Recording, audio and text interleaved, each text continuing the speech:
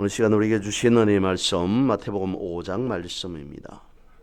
신약 성경 7면입니다. 마태복음 5장 38절로 42절까지의 말씀, 저와 여러분이 한 절씩 번갈아 읽으시겠습니다. 또 눈은 눈으로 이는 이로 갚으라 하였다는 것을 너희가 들었으나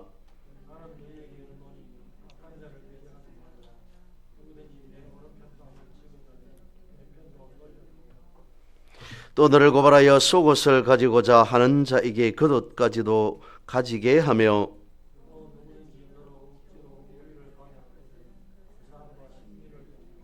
42절 같이 보겠습니다. 내게 구하는 자에게 주며 내게 꾸고자 하는 자에게 거절하지 말라. 아멘. 지난 주일 오후에 말씀을 드렸습니다. 우리가 성경을 어떻게 보아야 하는가, 성경에서 과연 우리에게 말씀하시고자 하는 것이 무엇인가 라고 하는 것을 말씀을 드렸습니다. 오늘 이 시간도 선으로 악을 이기라 라고 하는 이 제목으로 예수님께서 우리에게 무엇이라고 말씀하시는가, 예수님은 이 땅에 오셔서 어떻게 말씀하셨는가, 무엇을 말씀하셨는가, 그리고 왜 이렇게까지 말씀하셨는가 라고 하는 것을 살펴보고자 합니다. 그러면서 예수님의 그 말씀에 따라 우리는 어떤 삶을 살아가야 하는가 라고 하는 것을 한번 상고해 보도록 하겠습니다. 그런 말이 있습니다. 사냥꾼들이 곰을 잡는 조금 특이한 방법이 있다고 합니다.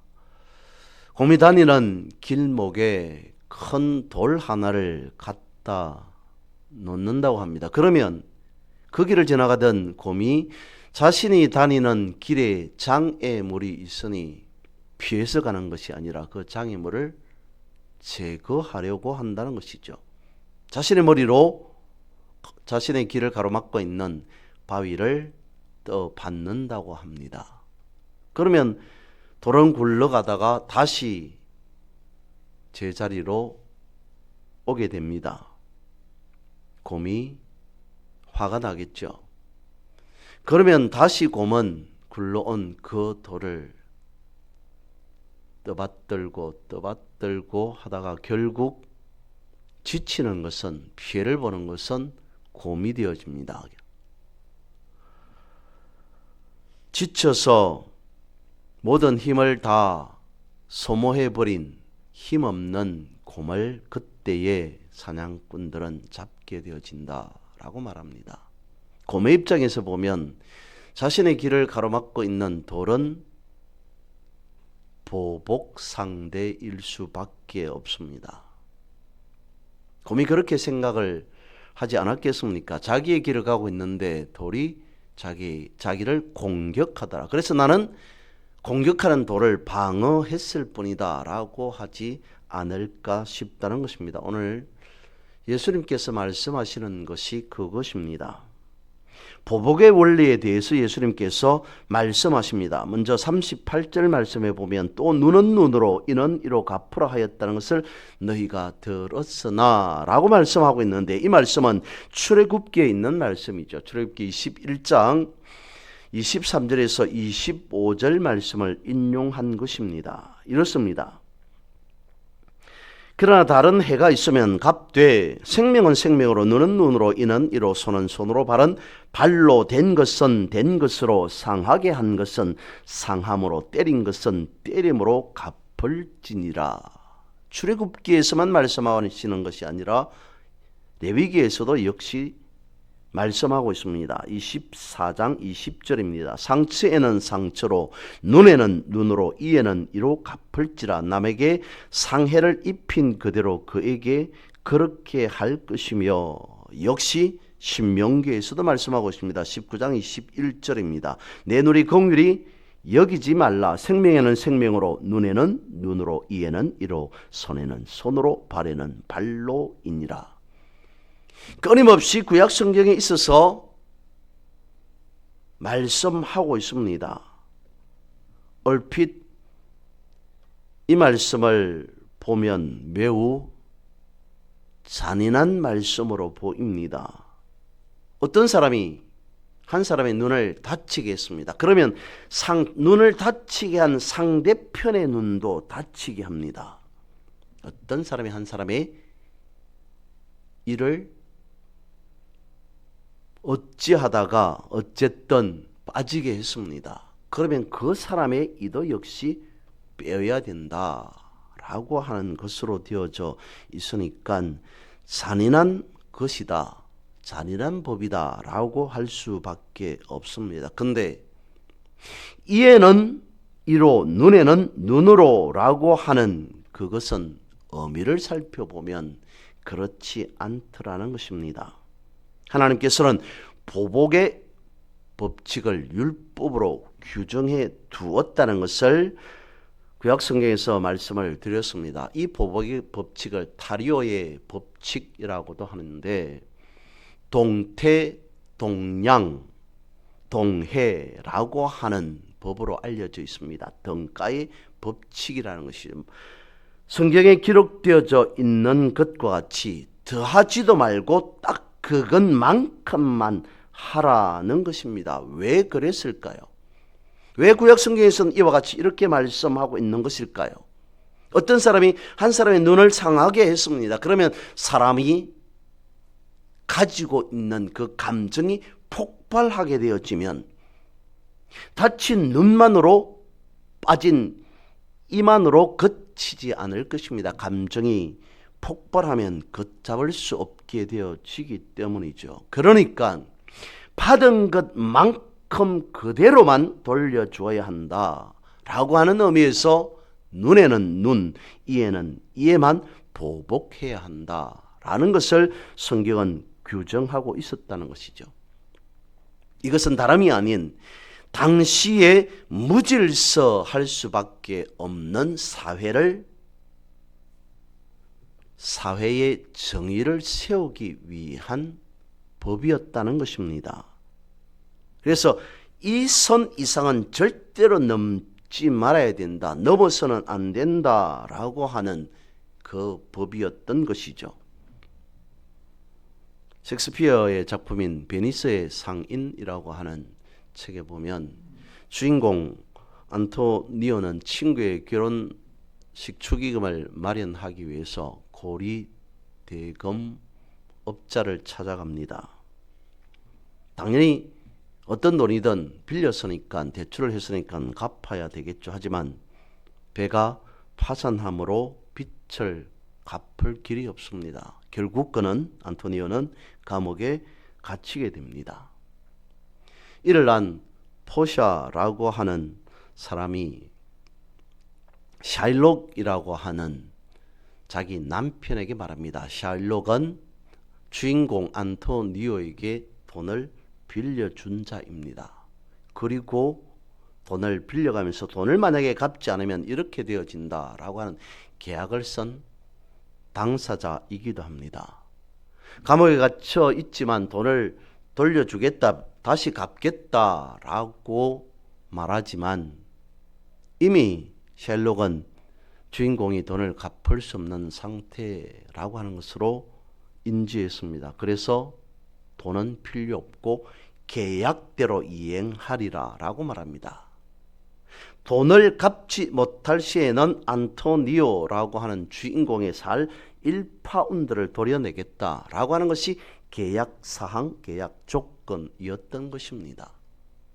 셜록은 말합니다. 내가 그의 살 1파운드를 베어내겠다라고 합니다. 그 말을 들은 포샤는 재판장으로 변장하여서 샤일록에게 말합니다. 뭐라고 말하냐면 안토니오의 살 1파운드를 제거하되 단 피 한 방울은 흘리게 하지 말아야 된다. 왜냐하면 계약 사항 안에 살을 베겠다라고 이야기를 했지 피를 흘리게 하면서 라고 하는 그 문구가 계약 사항에 들어가 있지 않았다는 것입니다. 계약의 살 1파운드만 베겠다고 했으니까 피는 절대로 흘리게 해서는 안 된다라고 이야기를 하자 샬록도 어쩌지 못합니다. 결국 주인공을 자유하게 풀어주었다라고 이야기는 하고 있습니다. 보복하지 말라는 것에 대한 이야기인 것이죠.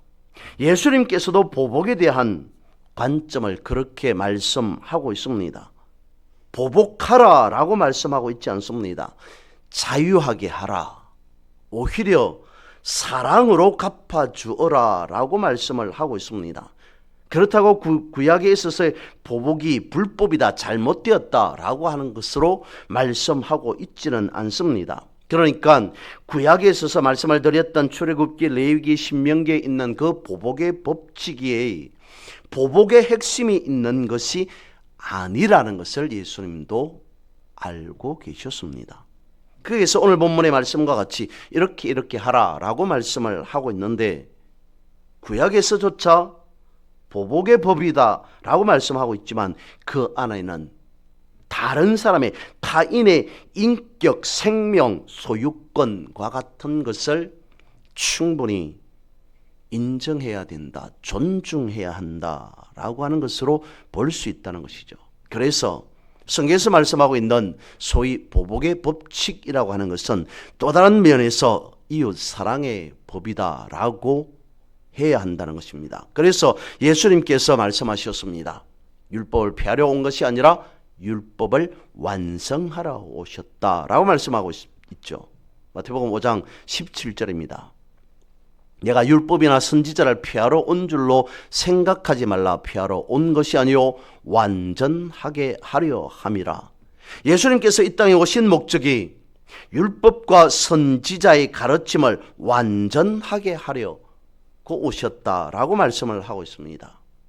그래서 본문의 말씀을 가지고 세 가지 사례를 말씀을 드려봅니다. 첫 번째, 인격 모독의 문제가 있습니다. 39절입니다. 나는 너에게 이르노니 악한 자를 대적하지 말라. 누구든지 내 오른뺨을 치거든 왼편도 돌려대며 라고 말씀합니다.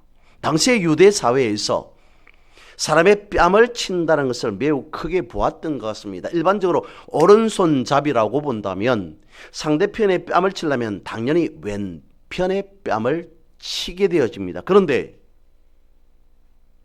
오른편의 뺨을 치거든 오른손잡이가 오른뺨을 치려면 어떻게 쳐야 되면 사람의 그의 손바닥이 아닌 손등으로 치게 되어집니다. 유대 사회에서 다른 사람의 뺨을 치는데 특히 손등으로 뺨을 친다는 것은 인격을 완전히 모독한 처사이다 라고 인식하였다는 것입니다. 그래서 손등으로 맞은 사람은 엄청난 모욕감, 굴욕감을 참을 수 없어서 요즘으로 말하면 명예훼손이라도 고소하고 싶은 심정이다 라고 했다는 겁니다.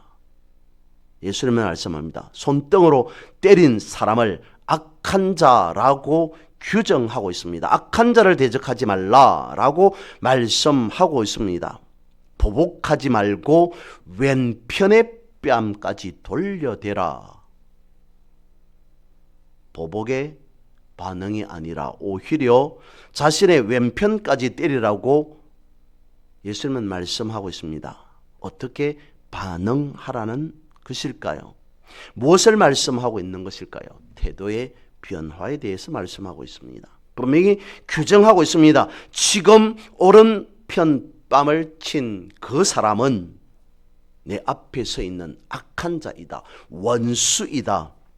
그러니까 원수를 이기는 방법은 절대로 보복으로 이길 수 없다라고 말씀하고 있는 것이죠. 하나님은 원수를 갚지 말고 원수를 사랑하라 라고 말씀을 하셨습니다. 레위기 19장 18절입니다. 원수를 갚지 말며 동포를 원망하지 말며 내 이웃 사랑하기를 내 자신과 같이 사랑하라. 나는 여호와이니라. 시편 54편 5절도 말씀하십니다. 주께서 내 원수에게 악으로 갚으시리니 주의 성실하심으로 그들을 멸하소서. 로마서 12장 19절입니다. 내 사랑하는 자들아 너희가 친히 원수를 갚지 말고 하나님의 진노하심에 맡기라 기록되었으되 원수 갚는 것이 내게 있으니 내가 갚으리라고 주께서 말씀하시니라. 원수를 이길 수 있는 방법은 무엇이냐? 눈을 빼고 이를 빼는 사람을 보복할 수 있는 방법이 무엇이냐? 그것은 받은 대로 돌려주는 것. 그것이 아님을 예수님은 말씀하고 계시는 겁니다. 두 번째로 소유권에 대한 침해의 문제가 있습니다. 40절 말씀입니다. 또 너를 고발하여 쏘것을 가지고자 하는 자에게 겉옷까지도 가지게 하며. 고발하는 자는 앞서 말씀드린 바와 같이 악한 자라고 말씀을 드렸습니다. 그런데 내가 무엇을 잘못하지도 않았습니다. 그런데 누군가가 내 것을 빼앗으려고 합니다. 이때 예수님께서는 겉옷까지도 주어라 라고 말씀합니다. 당시에 유대 사람들이 입었던 옷은 속옷과 겉옷으로 나누어질 수 있는데 오늘 우리의 인생의 속옷과 겉옷과는 다릅니다. 유대인들이 입었던 속옷이라고 하는 것은 통으로 위에서부터 아래까지 길게 하나로 만든 옷이 속옷입니다. 그리고 거기에 끈으로 허리에 끈으로 띠를 띱니다. 그리고 겉옷에 해당하는 것은 마치 직사각형처럼 생겨서 머리가 들어가고 오늘로 치면 길게 늘어진 조끼 정도가 되어질까요? 그것이 겉옷이었습니다. 그런데 예수님께서 속옷을 달라 하는 자에게 겉옷까지 내어 주어라 말씀하고 있는데 유대 사회에서 겉옷은 이불로도 사용했다고 합니다. 자신이 입고 있는 옷을 이불로 사용할 만큼의 형편에 이른 사람은 매우 없이 살아가는 사람일 수밖에 없습니다. 그리고 또 하나 유대법에 겉옷은 절대로 압류할 수 없다라고 정해 두었답니다. 왜냐하면 말씀드린 바와 같이 가장 가난하고 힘들고 어렵게 사는 사람이 이불 하나 제대로 없어서 자기의 겉옷을 덮고 살아가는 그 사람의 겉옷까지 가져가게 되어진다면 그 사람의 생존권의 문제가 되어지지 않겠느냐. 그래서 겉옷만큼은 절대로 압류할 수 없다라고 되어져 있으니까 대신 속옷을 달라 한다라고 하는 것이죠. 그런데 예수님은 말씀하고 있습니다. 속옷을 달라 하는 자에게까지 겉옷까지 내어 주어라. 그러면 그 사람은 벌거숭이가 될 수밖에 없습니다. 자신의 속옷과 겉옷을 가져가는 사람은 분명히 그 사람보다는 훨씬 더 가진 자일 겁니다. 있는 자일 겁니다. 부자들일 수 있습니다. 부자들의 죄를 천하에 드러내겠다는 것이죠. 가진 자들의 만약에 이렇다, 법으로 정해놓은 겉옷까지 가져가더라 라고 하는 것을 세상에 알리면서 하나님 앞에 또한 고발함으로 하나님의 심판이 있음을 보여주기 위함이라는 것입니다. 그런데 이것 역시 그것의 핵심이 있는 것이 아니라 재발하지 않기 위함이라는 것이죠. 더 나아가서는 이렇게까지 예수님께서 말씀하심으로 이런 일은 절대로 있어서는 안 된다라고 하는 미연에 방지하고자 하는 그 말씀을 예수님은 하고 계신다는 겁니다. 세 번째로 자유억압의 문제가 있습니다. 41절 말씀입니다. 또 누구든지 너로 억지로 우리를 가게 하거든 그 사람과 심리를 동행하고.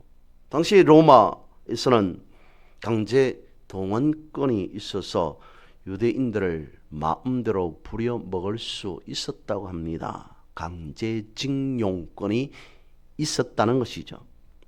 이때도 마찬가지로 앞서 말씀을 드린 것과 같이 그렇게 하라라고 말씀하고 있습니다. 무엇에 대한 말씀이겠습니까?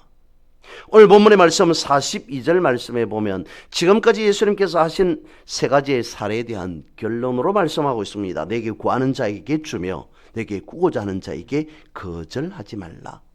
이 말씀만 바라보면 순순히 따라가라, 순종해라, 무엇이든지 간에 그 사람 말대로 들어라 라고 하는 것처럼 보입니다. 근데 그것이 아닙니다. 무엇을 말씀하시고자 하느냐면 제목과 같이 선으로 악을 이겨라 라고 말씀하고 있습니다. 사실 오늘 우리가 읽은 마태복음 5장, 본문이 있는 이 마태복음 5장은 유명한 산상수훈이 있는 말씀이죠. 산상수훈이라고 하는 이 말씀을 예수님께서 하시면서 굳이 구약의 율법을 언급한 이유는 무엇이겠습니까? 예수님께서 그대로 실행하였다는 것입니다. 죄에 대한 사죄를 예수님이 친히 십자가의 달림으로 갚으신 것입니다. 예수님께서 죄를 사하기 위해 십자가에 순종하셨다, 십자가를 지셨다라고 하는 것은 악에 순종하였다는 말이겠습니까? 아닌 것이죠. 다름 아닌 선으로 악을 이긴 것입니다. 그래서 예수님께서 십자가를 지시고 하신 말씀 중에 다 이루었다, 성리하였다라고 말씀하셨다는 것이죠. 선으로 악을 이긴 인류 최대의 사건이 다름 아닌 십자가라는 것입니다. 그 십자가의 의미를 아는 우리에게도 말씀하고 있습니다. 무엇이라고요? 선으로 악을 이기라. 세상은 어떻게 보면 보복으로 가득 차 있다고 말할 수도 있을 것 같습니다. 악한 세상을 이기고 승리하는 길은 악으로 보복으로 계속 반복하는 것이 아니라 오히려 선으로 세상을 채우는 일이다라고 오늘 본문을 통해서 예수님께서는 말씀하고 있습니다. 너희 착한 행실로 하나님께 영광을 돌리라 라고 말씀하고 있기 때문이죠. 로마서 12장 17절에 말씀하고 있습니다. 아무에게도 악을 악으로 갚지 말고 모든 사람 앞에서 선한 일을 도모하라. 21절에 이르기를 악에게 지지 말고 선으로 악을 이기라. 다른 사람으로부터 일방적으로 모욕을 받고 소유권에 침해당하고 신체의 자유가 억압을 당합니다. 뿐만 아니라 마음의 심적인 엄청난 고통도 따르게 되어지겠죠. 그렇다고 이에는 이 눈에는 눈으로 라고 하는 그 법칙만 앞세운다면 계속 반복해서 또 다른 보복만 생길 뿐입니다. 이와 같이 반복되어지는 보복으로 넘치는 세상, 그것은 악한 세상이 될 수밖에 없습니다. 그렇다면 예수님이 십자가를 진 목적 또한 사라지게 되어지겠죠. 예수님은 세상과 우리를 새 것으로 만들기 위해 오셨습니다. 새로운 세상을 우리에게 부여해 주시기 위해 이 땅에 오셨습니다. 그것이 본문에서 하시는 예수님의 말씀이고, 그리고 성경에서 말씀하고 있는 선으로 악을 이기는 것이다 라고 볼 수 있습니다. 오늘 예수님께서 하신 이 말씀을 늘 언제나 마음에 품고 예수님의 말씀에 아멘하며 살아가는 그런 여러분 모두가 되어지기를 주님의 이름으로 선포하고 축복합니다.